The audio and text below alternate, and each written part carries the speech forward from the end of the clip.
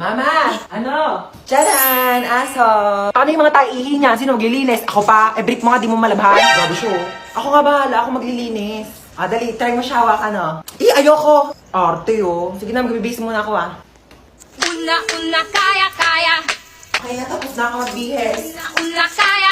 Ano ginagawa mo sa aso? O, bakit? Bawal ba? Sabi mo, ayaw mo. Ah, kumuha ng pera dito sa wallet ko. Bumili ka ng lechon manok, ha? Sige po. Ang naningo ko. Man, nakabili na ako ng lechon manok. Sige, lagay mo dun sa lamesa. Ah, sige. Yes, kakain na ako. Hoy, ano, kakain ka na? Kakain ako lechon manok. Ulam yan ng aso, hindi yan sa'yo. Ha? Meron dyan tuyo, merong dilis, yan yung ulamin mo. Bakit mas masarap yung ulam ng aso? Bakit marunong ba yung maglinis ng bahay? Marunong ba yung maghugas ng plato? Marunong ba yung maglaban ng damit?